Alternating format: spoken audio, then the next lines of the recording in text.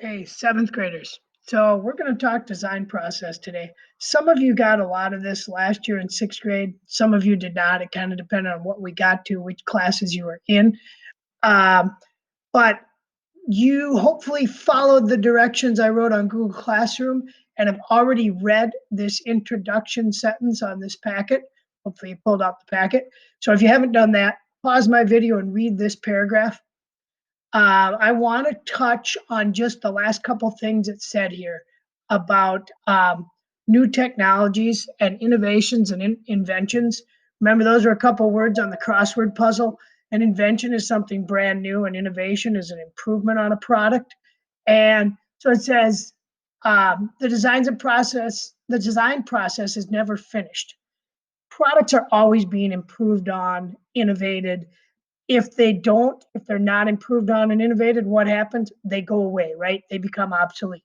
So we have a process that engineers, designers, everyone basically goes through when they design something or when they are, say, improving something too, because that's part of designing.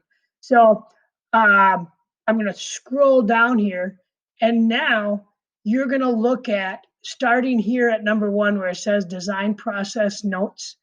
Uh, you're going to fill this stuff in as I talk, as I go through a PowerPoint. And here's a small model, it's kind of hard to read, of the design process. That's what I'm going to go through with you today. So I'm going to pull up the PowerPoint and I'm going to click through this and talk and basically tell you what you should be putting in here.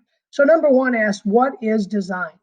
Well, here we got a couple definitions. It says the word design is often used as a generic term that refers to anything that was made by a conscious human effort. So anything made by humans that they did, intentionally. Or design is also a process that is used to systematically solve problems. Now, I'm guessing if I make you write one of these down, you're going to want to write the shorter one down, right? Well, let's even shorten it up a little more. Let's do the one on the right. And in number one, just write design. Design is a process to systematically solve problems. Design is a process to systematically solve problems. Okay. Right? You can pause if you need to. I'm just going to go on.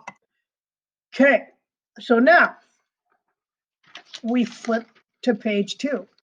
And number two says, what is the design process? Well, here's once again a big long definition. And if you see as I click on this picture, it's kind of cool. We've got this page that's probably from an engineer's notebook, apparently at NASA, because it says images courtesy of NASA. That's pretty cool. So when I click on that, you can see what it goes to. And that's probably not the real rocket. That looks like a model, right? Not big enough. But this is along the design process. Oops, I didn't want to click that. So here, okay, number two asks, what is the design process? Well, once again, this is pretty long to write. So let's talk about it, or I'll talk about it, and then we'll shorten it up.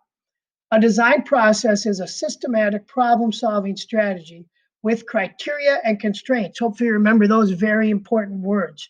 Remember, criteria is basically what some outcomes that have to happen. Last year you made a CO2 car. It needed to be made out of wood. It needed to have four wheels. It needed to have two screw eyes on the bottom to hold it on the fish line. That would be your criteria. Your constraints would be like things you can and can't do, like measurements you have to stay within. Your CO2 car had to be between 8 and 12 inches long. It had to be full width at the axles. Those were your constraints. So it's a systematic problem solving strategy with criteria and constraints used to develop many possible solutions to solve or satisfy human needs or wants and to narrow down the possible solutions to one final choice. So basically, you're starting with a whole bunch of options, a whole bunch of ideas, and then you narrow it down, you try a few, and hopefully get down to one. This is what designers do. So let's shorten this up and let's just say Okay, number 2 says, what is the design process? Let's just say it's a problem-solving strategy using criteria and constraints to develop many solutions and narrow down to one final choice. So let's say that again. A problem-solving strategy with criteria and constraints to develop many solutions and narrow down to one final. Go ahead and pause if you need to write that down. Okay, now the design process. As I go through this, you're going to fill out, and I'll pull it up here for you.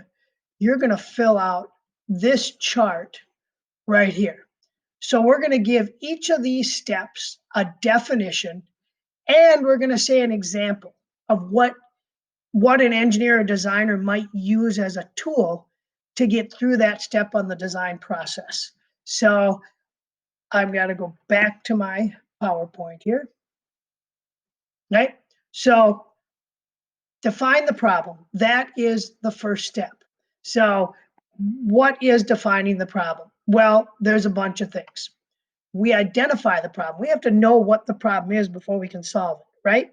So basically, every time a designer, an engineer, someone designs something, they're satisfying a human need or want. We talked about that last year when we talked about that intro to engineering. So we've got to solve, there's something that needs to be solved, right? Some problem. So we got to identify what the problem is. Validate the problem. Who says it is a problem? What are the needs and wants? And are there some prior solutions that we are just improving on? We have to justify the problem. Is the problem worth solving? And we have to create design requirements or specifications. This is where we make our criteria and constraints. So in that little box that says definition under defined problem, I can bring it up real quick again here. Right here, you're going to write this. I'm going to shorten it up for you. Let's see. Let's say identify, validate, and justify the problem. Identify, validate, and justify the problem. Then say create criteria and constraints, because those are really important words. So go ahead and pause if you need to write those down. I'm going to keep going. Okay, then in the right-hand column where it says example read on slides, what an engineer or designer might use in this phase is called a design brief. So write that down on the right-hand column. And a design brief is what? It's a written plan that identifies a problem to be solved, its criteria and its constraints. You don't have to write this down. Just have design brief in there. But know that it's a plan. Okay, you got to have a plan before you can make something happen. And a big thing is it has criteria and constraints in it.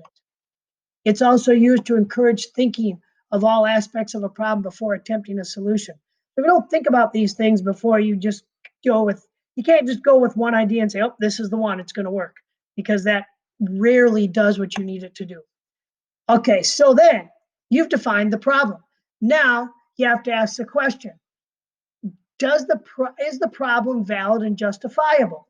So in some cases, if the problem is not valid or justifiable, the designer must define a new problem. Then what happens? Go back up and redefine the problem. If the answer is yes, you go to step number 2, which is generating concepts. So when we generate concepts, what do? Well, we got to come up with ideas, right? You can't, like I said, you don't want to just take, and kids will do this, all kinds of people try to do this, and you put something together, you make something, like, holy cow, this thing doesn't work. Well, if you do some research and look at it first and try to think of some ideas, it's probably going to save you some time in the long run.